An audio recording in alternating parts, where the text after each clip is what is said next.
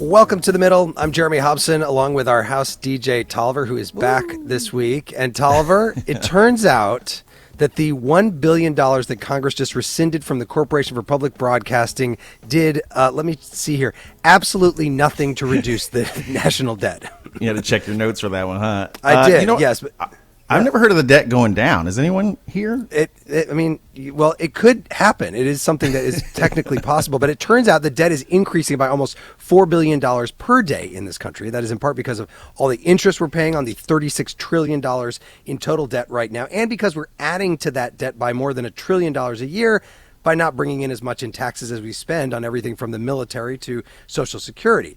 The last time, Tolliver, that the U.S. took in more than it spent was in the Clinton administration about 25 years ago, when there was a Democratic president, Bill Clinton, and a Republican Speaker of the House. The issue of dealing with the debt is incredibly political, with each side sticking to their party's priorities when it comes to what can be cut. So we're going to see this hour if there's a middle way. What can be done to fix the national debt is our question, and our number is 844-4MIDDLE. That is 844-464-3353, or you can reach out at listentothemiddle.com. But first, last week on the show, we talked about whether or not social media is safe for kids and teenagers, and we heard from so many young people both during the show and afterwards in our voicemail. My name is Andre from Baltimore, Maryland. I am 17, and I have experienced social media, and, you see other people's lives, but it's in this way that it's curated where you only see the good things. You don't see the bad parts of someone's life. And I think that's bad for these kids like me. My name is Sidru. I am 17 years old. I'm calling in from Minneapolis, Minnesota. Not to be really difficult, but the best solution here is a wider cultural shift, a wider cultural understanding that all of us are having this problem. It's not just teenagers. It's not just adults. Hey, this is Mitch from Charleston, South Carolina. I'm a younger person. It is a little crazy to see how, really addicted it just seems people are. And I know even myself, I personally use Instagram, and I definitely get sucked into it. I have no clue why we do it, probably just because we struggle with self-control, but it's definitely a problem. Can you think any other show, Tolliver, where you hear from multiple teenagers in the hour? Not I love one, that. man. And Not thanks one. to everyone who called in. You can hear that entire episode on our podcast in partnership with iHeart Podcasts on the iHeart app or wherever you listen to podcasts. So now to our question this hour. How can we fix the national debt? Tolliver, how can people reach us? Yeah, you can call us at 844-4MIDDLE. That's 844-464-3353. Or you can write to us at listentothemiddle.com. You can also comment on our live stream on YouTube. You can hit us up everywhere, and I'm going to see it, okay? So put your comments in. I'll get you on air. Joining me this hour, CNBC senior economics reporter Steve Liesman. Steve, welcome back. Great to be here. Thanks for having me, Jeremy. And Stephanie Kelton is with us, professor of economics and public policy at Stony Brook University. Her book is called The Deficit Myth, Modern Monetary Theory and the Birth of the People's Economy. Stephanie, welcome to you. Thank you. Nice to be with all of you. It's great to have you. So before we get to the phones, I spent many years covering business and economic news during and after the financial crisis of 2008. And there were economists, Steve, who were worried about how much the U.S. was borrowing to stimulate the economy. But there were also people who said it doesn't matter right now. The debt did not. We can have this debt. It seems like the conversation is kind of different now, Steve, maybe because interest rates are higher or the debt is bigger. But what do the people you talk to say about this as a problem? Well, let me ask you, Jeremy, when were you doing that reporting? Like 2008 through 2013. So doesn't it seem quaint now, the numbers they were talking about? Right. And I think that's well, first of all, I have to say one thing before we get going, which is whatever budget cuts you have to go through, Jeremy, don't let Tolliver go, because the tunes are grooving and fantastic. Right, exactly. Hey, I would thank just want to spend a minute to say that. But, Checks in the mail, Stephen. yeah, Checks in the mail. none necessary. Just keep spinning. But here's the deal. It is true, and it's important to point out that the debt has been a source of catastrophic prediction for many years. And those folks have been wrong, right? We have had the ability to borrow more and more and pay our debt much beyond the capacity of what people have said. The truth is, nobody knows what the actual limit is of our debt to GDP, which is now approaching 100% and going to 120%, they say. By way of comparison, you can look back, you can look at Japan right now, which has a 200% debt to GDP ratio. You can look back to the 1700s and Britain, which fought many, many wars and had a 200 and 250% debt to GDP ratio. It grew its way out of it through the Industrial Revolution, technology and productivity and budget austerity. We don't know, but I would like to sort of quote Robert Rubin, who said to, when I made these arguments to him, he said, okay, do you really want to find out where that limit is?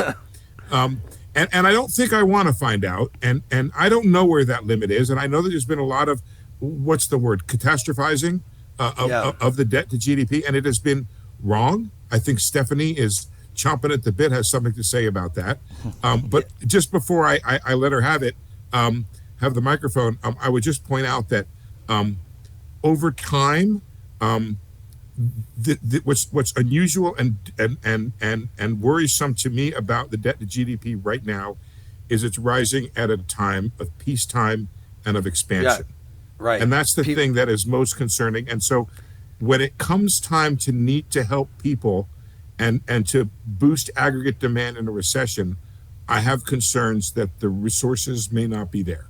So yeah, I was taught in college economics that in good times you save and then you can spend in the bad times. Let Stephanie in here, and Stephanie, what do you think? Does a $36 trillion national debt need to be dealt with?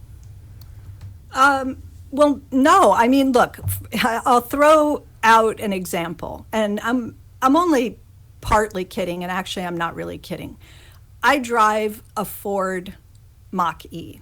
Okay, I bought it a few years ago. I took advantage of a provision in the CARES Act that kicked in a little bit of money if people would go out and buy an electric vehicle. So I did that. So the way I think about this is it would be sort of like me taking my Mach-E into my mechanic tomorrow morning and saying, I want you to take a look at the engine and see if you can fix it. Okay, that would be a really silly thing to do. There is no engine in my car, so there's nothing to fix. And I feel a lot like that's what this conversation is. When people say to me, what are your ideas for how we should go about, tackling or fixing the national debt? I say, well, what is the evidence that there's a problem that we need to resolve? And the fact that it's a very large number is not in itself evidence of a problem. I know it makes people very nervous when you put lots of zeros behind a number and you attach the word debt to it. Okay, that automatically gets people concerned. But what I'm looking at when I hear this word, I try not to focus and fixate on the word debt. I prefer to try to put this into context. What are we actually talking about? We're talking about the number of dollars that the federal government has spent into our hands over the entire course of U.S. history and not taxed away from us. Those dollars are being held in the form of Treasury securities. They're part of our savings and part of our wealth. So you look at this number and you say, well, I don't know, is 36 trillion too much wealth for people to have? Is it too much saving? Can it create problems? Yes. And where I would look for problems would be in something like inflation. But when somebody says, why are we running these large deficits? The economy's doing really well, unemployment is low, inflation's coming back down. I say, exactly. What problem are you pointing to, right? Where is the evidence that, go ahead. Stephanie, did you see a connection between the spending in it during COVID and inflation? Like, is there a connection between the amount of debt that was racked up and the inflation that we saw in the last few years? Yes, and you used an important word, which was connection. So we could use another word that maybe has a similar meaning, which would be correlation. Yes, there's a correlation. Would be more interesting if we have a conversation about causation. Did the amount of money that was spent, was it largely responsible for? Did it cause the highest inflation that we've had in some 40 years? Now, people, can have reasonable disagreements about the extent to which the various pieces of legislation contributed to inflationary pressures. And I'm certainly not here to say that they played no role. But I think whether you're looking at, work coming out of Moody's or Goldman Sachs or the Federal Reserve or the IMF, people who've taken a hard look at this and sort of done the autopsy, right, to say how much of the inflation that we experienced came from an excess of fiscal support. The answer from economists, very well-known economists, former central banker, Ben Bernanke, Olivier Blanchard, they'll say it played some role, but it was a minor role. Overwhelmingly, it was problems related to COVID, supply chain breakdowns, the war in Russia and Ukraine, and that sort of stuff, energy, food prices, and the like. Let me just bring Steve in for 1 minute here before we have to take a quick break, which is there are many people who would disagree with some of what Stephanie has been saying. There's a study from Ernst & Young that I read that says that rising debt will lower income, reduce investment, eliminate millions of jobs, and reduce GDP. What is the argument that says we can't just allow the debt to continue to increase? Steve? So there's a couple arguments that I think are worth talking about. You know what? 1 second, I'm just going to plug my computer in, but because the battery is dying. But sorry about that. But anyway. Actually, you know what, Steve? We're going to let you do that. We're going to let you do that because we have to take a break in a second anyway. And I will just remind our listeners that you can reach us at 84. This is the first time that's ever happened. 8444 middle. The battery went bad. 844-464-3353. You know, Tolliver, Florida's Republican Senator Rick Scott would be considered a deficit hawk. He says the so-called big beautiful bill that just passed that they said will add to the deficit didn't go far enough in cutting spending. Yeah, and he often cites his lower middle class upbringing in central Illinois, your home country, as an inspiration for his fiscal conservatism. Here he is talking about the deficit in an interview with CNBC. Let's get some fiscal sanity here. We're not going to get inflation down. We're not going to get interest rates down unless we get spending at the level of what we bring in. The public has told us what they're going to give us in revenues. We have to live within our means. You do. Businesses do. I balanced a budget when I was governor of Florida, even though it had not been balanced in 20 years. I paid off a third of state debt because we went line by line. We got rid of fraud, waste, and abuse, and things that might be nice to have, but we can't afford it. Rick Scott, who again voted for the big, beautiful bill. He's also from the state of Florida. By the way, we are doing a special podcast extra that's dropping in a few days that's going to be looking at how Florida's political machine is affecting the whole country right now. Just find the middle wherever you listen to podcasts. Tolliver, what are we listening to here? This is Little Richard with Green Power, which is a song about making boatloads of money and, you know, other green things. I hear it's Jill Stein's favorite song. We're taking your calls next on The Middle. This is The Middle. I'm Jeremy Hobson. If you're just tuning in, The Middle is a national call-in show. We are focused on elevating voices from the middle, geographically, politically, and philosophically, or maybe you just want to meet in the middle. This hour, we're asking what can be done to fix the national debt. Tolliver, what is the number to call in? It's 844-4-MIDDLE. That's 844-464-3353. You can also write to us at listentothemiddle.com or on social media. The comments are flying in, so get in that queue. And the calls are coming in. We're going to get to them in just a second. I am joined by CNBC senior economics reporter Steve Liesman and Stephanie Kelton, a professor at Stony Brook University. Steve, back to you. So we were talking about some of the downsides that experts warn about an increasing debt. So I think you got to separate the problems. There's economic issues related to it, and there are political issues. The economic ones are very related, by the way, to confidence. The whole thing is a massive confidence game, right? $36 trillion of debt means there's $36 trillion of paper floating out there that people are holding that they believe the U.S. government will pay off. And that creates issues every time the government has a rollover or debt becomes due or has to get more money. It has to go out and sell those bonds to the market. And the question becomes not really whether they sell them. That's a separate issue we can discuss, which would talk about an auction failure. Has it happened? Probably won't happen. But what is the price that we have to pay for that? And that's really the issue, the price that the government has to pay. And then it becomes a political issue, which is how much money now is being allocated through taxes to paying the debt. And it has now become a massive part of the budget. I believe it's bigger than defense and bigger than education. And the question is, politically, what kind of government, what kind of expenditures do you want to have? Stephanie's right, it goes into the pockets of people, but which people does it go into? And politically, does it create choices where, for example, Medicare has to be cut so that we can reduce the amount of the deficit and spend more for paying the debt service. So you have this confidence issue, an economic issue, along with serious political issues. Just real quick, Jeremy, let me tell you what the United States is. The United States is a person that makes $100,000 a year, has $100,000 of debt, and has $500,000 in the bank. Our debt to asset ratio is 5-1. We're fine. We're fine. It's not a question of do we have the money to pay. The question is, do we have the political will to pay? And that's why we were downgraded, most recently, I believe, by Moody's. They're always so fast on that, Moody's. Let's go to Nathan, who is in Boulder, Colorado. Nathan, welcome to the middle. What do you think about this? Hi, my name is C.K. Mason.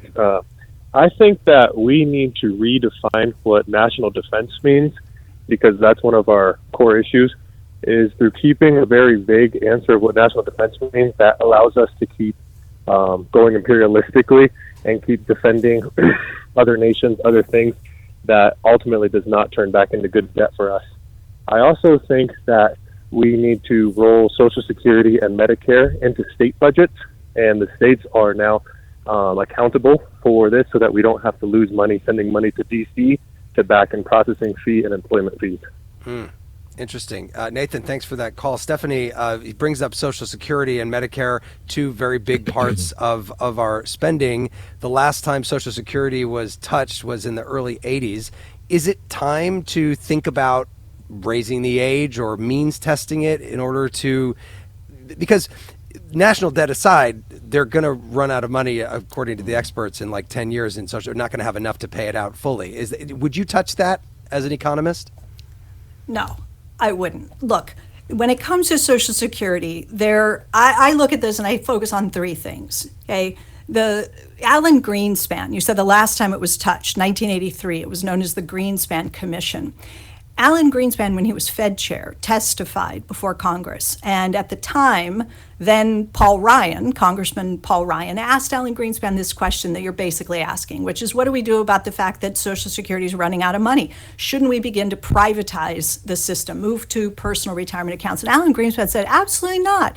He said, and these are his exact words, okay? He said, there's nothing to prevent the federal government from creating as much money as it wants and paying it to someone. Those are his words. He said, the question is, though, how do you set up a system that assures that the real assets are created, that those benefits are employed to purchase? In other words, Greenspan was trying to get us to think about inflation. He's saying, we've made all these promises to future retirees, their dependents, the disabled. There's no problem making those payments. We can make the payments in full, on time, in perpetuity. But he said, we got demographic changes taking place. How do we know that when those checks go out, people who receive them are going to be able to turn around and spend them back into an economy that is productive enough, that's producing enough goods and services to meet the needs of everybody who's trying to spend without causing an inflation problem? So this is not about ability to pay. It is not about financial ability to pay. It cannot be. It's about political will, which is what Steve was just talking about, willingness, the political will to make good. There is no economic reason at all to touch Social Security. Okay, let's go to Joe, who's in Herndon, Virginia. Joe, welcome to the middle. Go ahead. Thank you. First of all, I want to echo Steve's earlier comment. Love the tunes, Tolliver. Keep those going. Big show for me. My question, sorry, what was that? He said it was a big show for him. Thanks, man. Thank you. Yeah, awesome. So my question is kind of a first principles question. I'm curious what y'all think, how much money should exist and are underfunded or underaddressed societal problem sets indicators of an insufficient money supply? So you're asking, should the Fed be printing more money to make ends meet, basically? Steve, what do you think about that? If we've decided, or if we've come up with a tax structure that isn't addressing things like Social Security or climate change, we could chalk it up to political will, but if we've sent people for 25 years and we keep coming up with deficits in a big way, is that not an indicator that maybe our system doesn't have enough money flowing through it? Or how do y'all think about that? Interesting. Thank you for that call, Steve. I think Stephanie has added a great deal to the economic discussion in her ideas about how government spending that inflation is one of the limitations on government spending, and you can tell that you're spending too much through the inflation numbers. I think that's important, and an important way to think about it. There's another way to think about it, which I also like, and Stephanie mentioned Olivia Blanchard, one of the leading minds in economics today. And basically, it's that the return on the investment is greater than the cost of investment. And so what you want to end up doing is bringing interest rates down to a point where the thing you invest in is returning greater than the interest rate you're paying. And it's kind of the problem we have right now, is that we do need to bring interest rates down. And part of that can come through government spending. It can come through an increase in revenue, which is talk about being on the show The Middle. I'm decidedly in the middle on this notion of needing to reduce government spending. Somebody mentioned defense before. That's a great target, but also raising revenue. I don't know. I blew a gasket in the back of my head earlier this week when they raised, for example, the cap on the estate tax from 15 million or up to 15 million. This has been, by the way, Jeremy, the ace in the hole of government finances is this massive transference of wealth that's happening between the baby boom generation and the next generation. Mm-hmm. The government's going to get a piece of that. Well, the Congress just decided it wanted less of a piece of that than it otherwise was going to get. So that to me I think that's a $200 billion hit to revenue. Yeah. And all these other things that were done. The CBO this week had 3.4 trillion additional deficit spending on the big beautiful bill. The question becomes: is the investment returning? You can make a discussion about climate change. You can make a discussion about the IRA, but that's really the key to the growth. I think Stephanie talked about that earlier in terms of productivity. Paul is calling from Smyrna, Tennessee. Paul, your thoughts on bringing down the debt? Paul, go ahead. Well, I'd like to see all these clowns in Washington take a pay cut. Throughout my lifetime, and I'm sure over the 200 years or more that the country's been in existence, when businesses get in trouble, they either cut salaries or lay people off. And frankly, I'm a little tired of some congressman or some senator standing up and saying, hey, we need to cut this or cut that, when these jokers never take a cut. Never. Do their pensions go into the something government fund, and they write you back and say, oh, that pension no longer exists? No, they just vote themselves some more money. And what do you think? So angry that they're not taking a pay cut themselves. Are you worried about the amount of debt that's being racked up, Paul? Pardon me? Are you worried about the amount of debt that's being racked up for all of us as a country? Oh, sure. When they start talking about $3 trillion in debt, I can't even imagine $1 trillion, much less 3. And this is from people that for years told us, oh, we need to cut. We need to cut. Yeah. Well, Paul, thank you very much for that call. And Stephanie, I have to say, as somebody who has worked in public broadcasting for my career, and in the last week, Congress cut the $1 billion for 2 years of funding that they give to the Corporation for Public Broadcasting. I can totally hear what Paul is saying about, well, we got to cut this to deal with it, but not any of these other things. Well, yeah, I mean, nobody's going to be surprised to learn that there's a lot of hypocrisy in Washington, D.C. I mean, we've listened for years and years. That's largely the premise of this program, is listening to lawmakers on both sides of the aisle point the finger at one another and cry and complain about things that add to the deficit and increase the size of the debt. Nobody likes it, but everybody does it. And so, you point your finger at the Democrats and say, this is your fault. It's all spending run amok. And the Democrats point the finger at the Republicans and say, no, it's not a spending problem. It's a revenue problem. You keep giving away all the money in the form of tax cuts and so forth. So, yeah, it's not a very sincere conversation in many respects. That said, cutting programs like NPR, PBS, cutting a few federal salaries doesn't make a dent in the size of the deficit. It's a rounding error at the end Tolliver, of the day. the man of the hour, what's coming in online? It's my show now. This is Jennifer in DeKalb. She says, To say that the debt is not an issue because of its size is ridiculous. All of the tax dollars that are going to pay interest could instead be paying for services and benefits for the American people. Deborah says if a national immigration system was put in place that actually worked, all of those revenues collected from that could solve our national debt crisis. I'm not sure what that means. Kathleen in St. Paul, Minnesota says Trump has recently stated that the tariffs have brought in $88 billion in the last 2 months. Is this money going towards paying off the debt? And I feel like that's something we can get into. Steve, that is absolutely, Steve. Yeah. Wait a minute. Let me just give you a number here. The Tax Foundation, which is a nonpartisan organization, says a 10% universal tariff could bring in $2 trillion over a decade. Are we expecting these tariffs to start, actually having an impact on money coming in? Yes, over the short term, and probably no over the long term. Look, this was one of the biggest tax hikes, I think, since the early 1960s. And it's just remarkable to me that it's not been kind of explained as that. These are basically American corporations and American consumers paying this money out there, and it is going into the federal coffers. The trouble is that over time, this number will probably be reduced because people will either live without or buy domestically, one or the other. There'll be a kick on the other side of domestically. But you also will have a reduction in GDP because of this, because frankly, it's the least efficient way probably for companies and other people to buy the things that they need in a more expensive way, either to buy domestically or for companies especially that use imports as inputs into their production. It's going to be a higher cost, and it will reduce productivity over time. So yeah, we're going to get a nice boost to the revenue side. But it's going to decline over time and bring down GDP with it because it's a less efficient structuring of the global trade system. People will go looking for the cheaper prices where they can get them over the course of time. Yeah, sure, but they may end up doing it in the United States, which will be. And the other thing is you may do without it, right? I mean, that's another thing. You may end up saying, I didn't need that, and so I won't get it. What really strikes me as significant is what it does to U.S.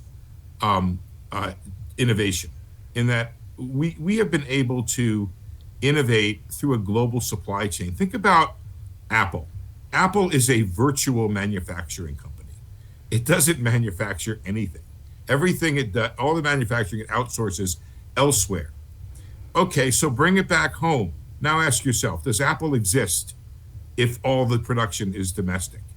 What happens to the price of an iPhone? Does the iPhone become the ubiquitous tool that it is right now? If Apple had to make it all domestically. And I think about this one woman who I read about in a New York Times story who's trying to create a solid state battery.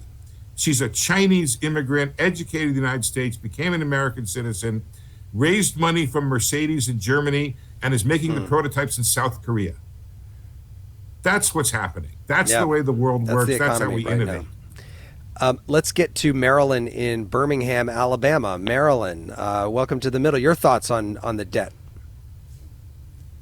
Well, I'd just like to say the debt was actually paid. It was zero during the Clinton administration. Bill Clinton balanced the budget. He's the only president in my lifetime, and I'm 73 years old, to ever balance the budget. When George W. Bush came in, he ran it up $2 trillion right away. So my experience is the Democrats pay the bills and the Republicans run them up. Okay. That's it. Thank you. That's it. Thank you, Marilyn. And you're talking about the deficit, which is the annual sort of imbalance between how much we're bringing in and how much we're spending. That was balanced back in, I think, 2000 under Bill Clinton. But Stephanie, your thoughts on Marilyn's comments there? Well, look, I have a lot of sympathy because, it does sound like the kind of story that one would, want to wave around and wear as a sort of badge of honor as a Democrat and say, look, we are the fiscally responsible party. We're the last guys who eliminated the deficit and put the budget in surplus. And this happened for 4 years. It started in 1998. We had budget surpluses from 98 until 2001. And she's quite right that when George W. Bush came in, the surpluses were gone and we were back to deficits. But the part of the story that got left out, and most people just don't know, is that those Clinton surpluses were always going to be unsustainable. Because think about what a government surplus means. It means the government is taking more money out of our hands every year than it's putting back in. You can do that for a period of time, but at some point you push the rest of us. It was the U.S. private sector that was running deficits in that period. The economy went into recession in 2001 as a result, and the Bush tax cuts were, you know, maybe not everybody's favorite way of addressing the recession and the slowdown, but it was the right move, at least directionally. Well, and I remember Bush saying, it's not the government's money, it's your money. Tolliver, do you have any tape to play for us that has something to do with this? You know what I do. Here's former President Bill Clinton outlining his plan back in 1999. Fiscal discipline has widened opportunity and created hope for all working people in our country. Now we have a chance to do even more, to use the fruits of our prosperity today to strengthen our prospects for tomorrow. Indeed, for tomorrow's well into the 21st century. By 2015, this country can be entirely out of debt. And then he did a sick sax solo after that. Spoiler alert, that did not happen in 2015. Tolliver, what are we listening to here? This is Aloe Black with I Need $1. So this one became an international smash. So if I were to guess, he's got at least $2 now. We're taking your calls coming up on The Middle.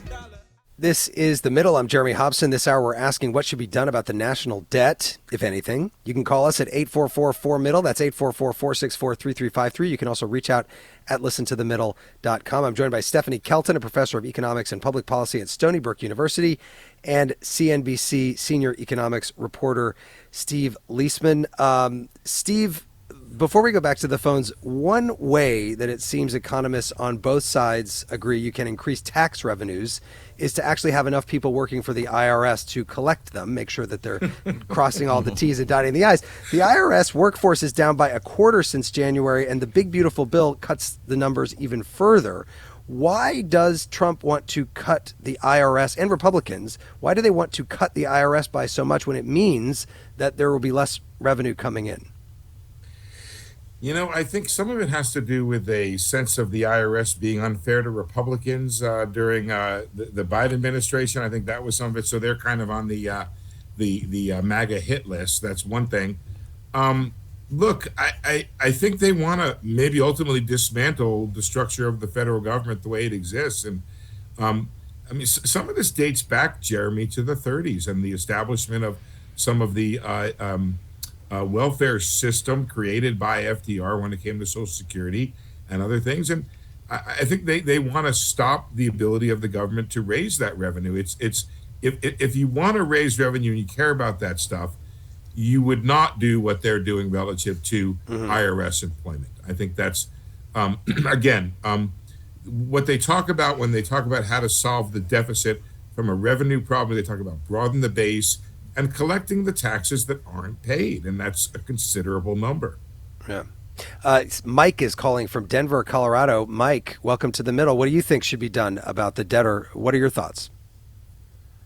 Hi, Mike from Denver, Colorado. Thanks for taking my call. Also, I'm going to add a song to your song list, "The Day the Dollar Dies" by Peter Tosh, which is a good money song. But I'm really... but I wanted to ask, and I'm delighted to be able to ask a question of Stephanie Kelton and your other expert. But if what we say is the deficit is all the money that's out in the system, it's in people's pockets, it's in the pockets of every American in the country.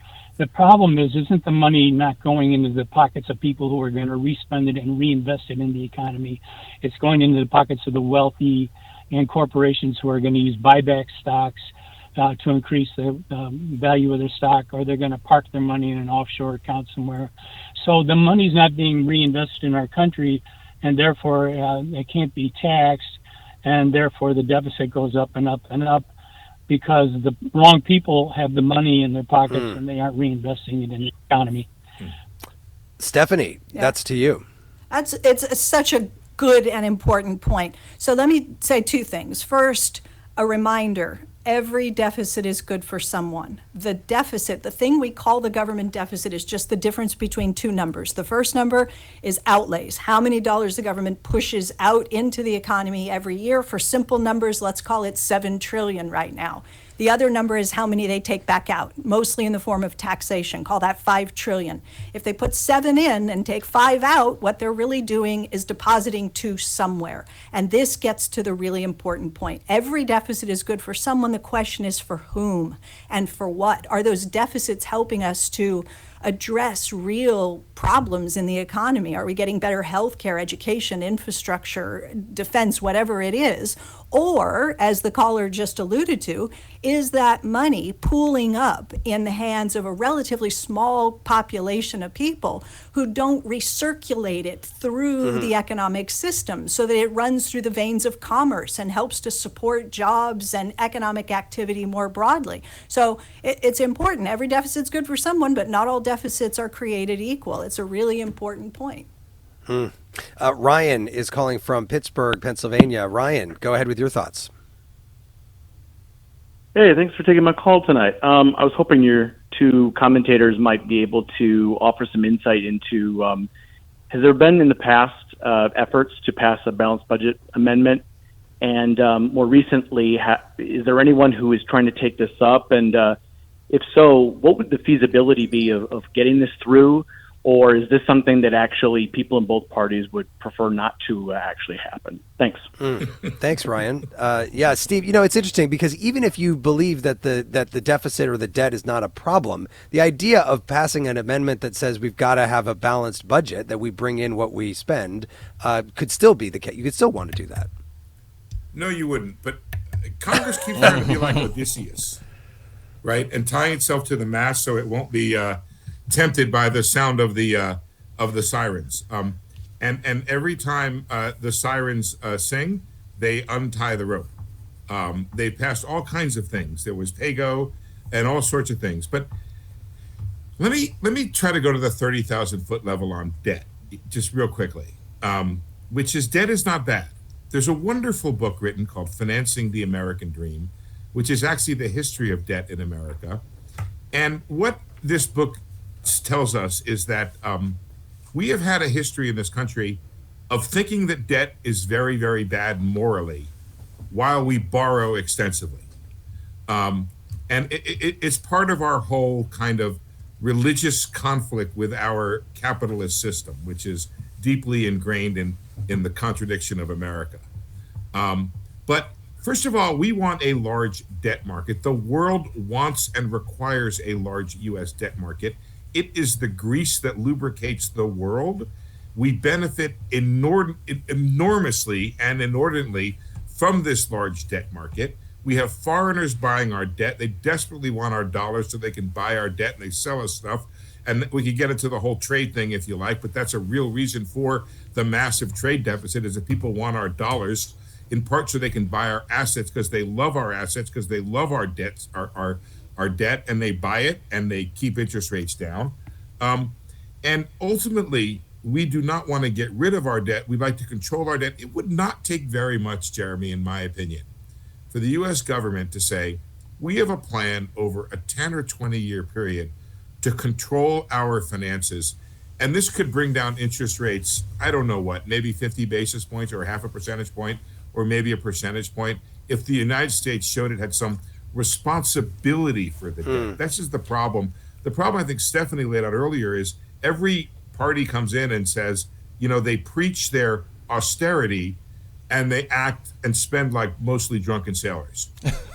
But the other problem, Steve, with having a 10 or 15 year plan is that the president is only in there for 4 years. So then the next one could come in and completely change the plan. We do have a full roster of calls here. So let me get to another one, and let's go to Sean in San Mateo, California. Hi, Sean. Go ahead with your thoughts. Hi, thanks for taking my call.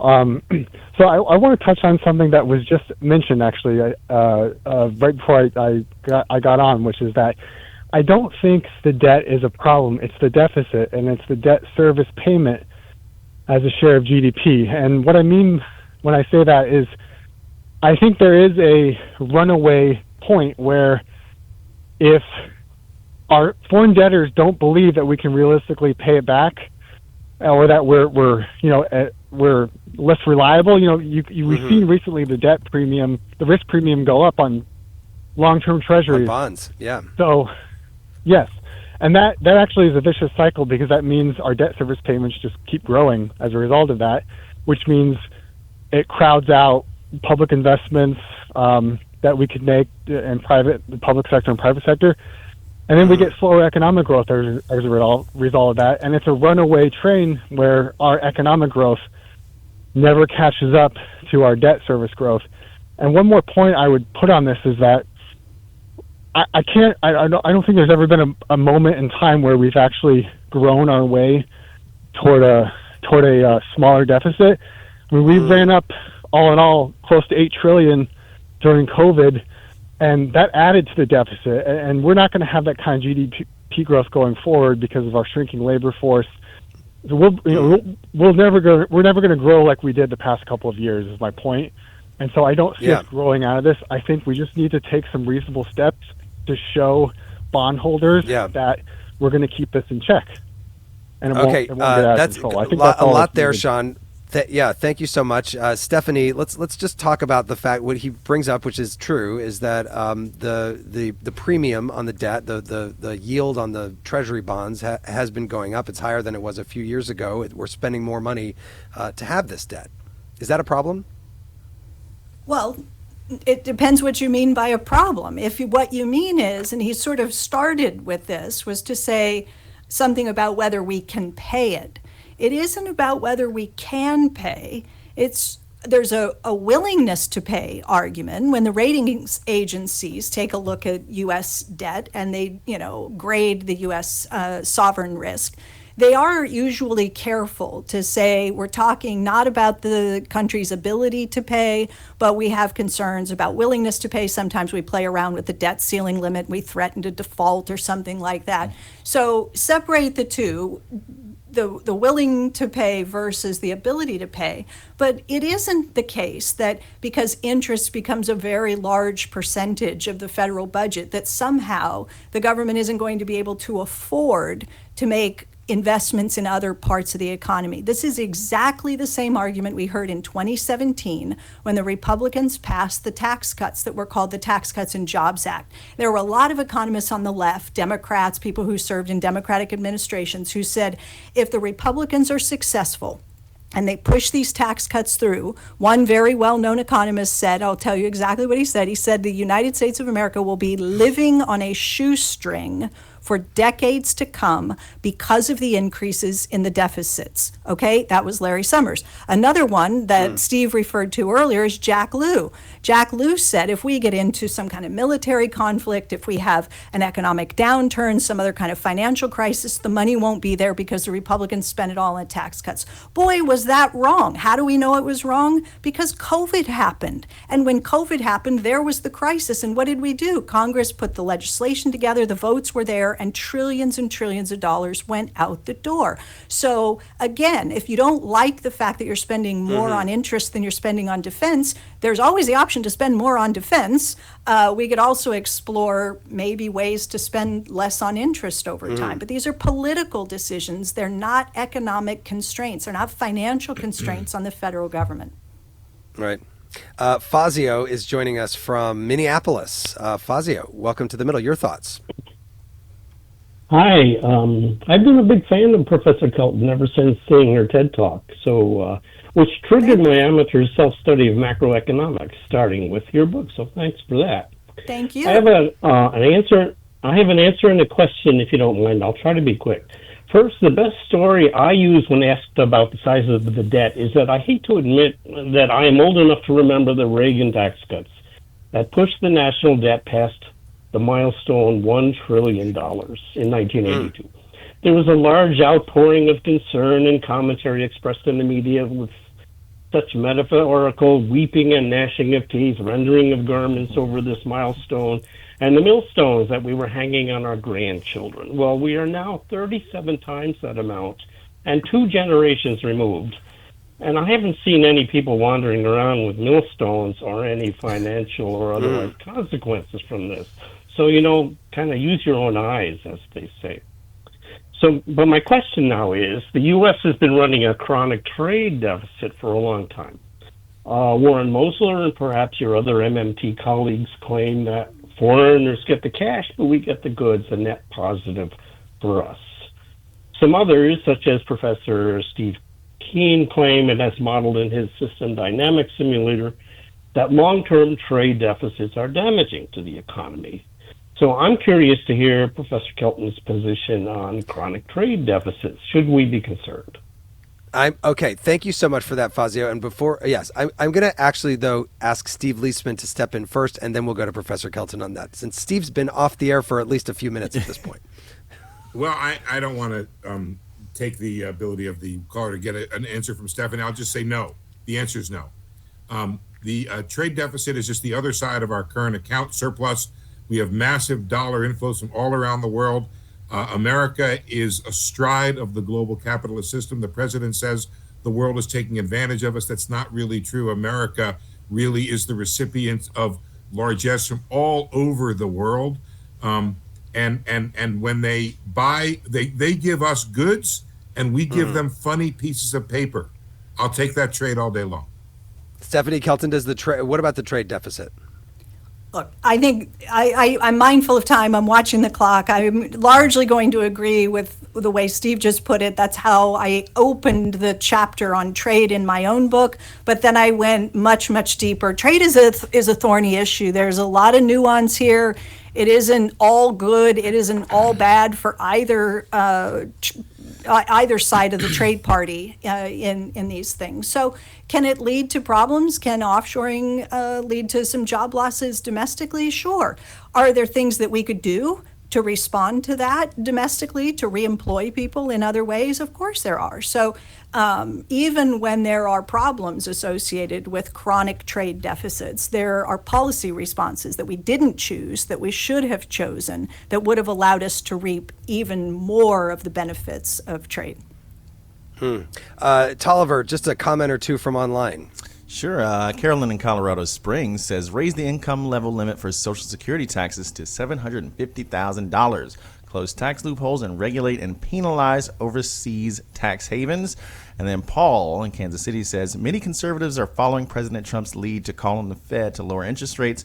How would that likely affect the national debt? We've sort of covered that one. Oh, here's the one I wanted. Matthew. Actually, wait. Okay. Let me just pick up on that for one second, because we do have Fed expert Steve Liesman here. Steve, there's been a lot of talk about whether Donald Trump is going to fire the Fed chairman, Jerome Powell, who, by the way, he appointed in his first term. Do you expect that to happen, or do you expect Powell to submit to the pressure and lower interest rates while we have you here?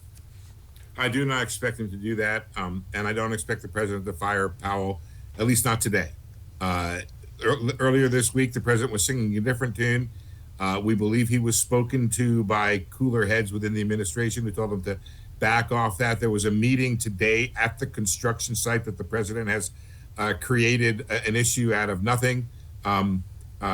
This idea of this renovation of this Fed building, which is really a nothing issue. It's a lot of money, but it's irrelevant to policy. And really, it's the president wanting the Fed to lower interest rates. But I do not expect the chair to knuckle under to the president here.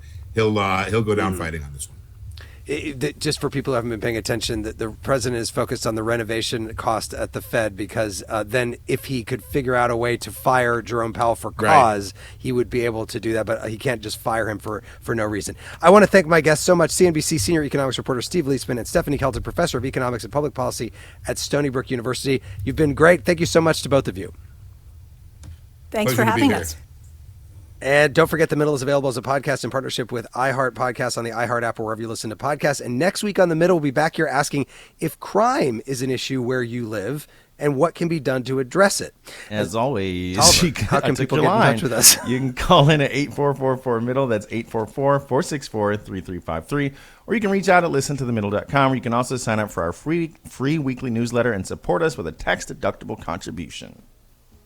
The Middle is brought to you by Long Nook Media, distributed by Illinois Public Media in Urbana, Illinois, and produced by Harrison Patino, Danny Alexander, Sam Burmistaz, John Barth, Annika Dessler, and Brandon Kondritz. Our technical director is Steve Mork. Thanks to our satellite radio listeners, our podcast audience, and the more than 400 public radio stations making it possible for people across the country to listen to The Middle, and our YouTube audience. I'm Jeremy Hobson. I'll talk to you next week.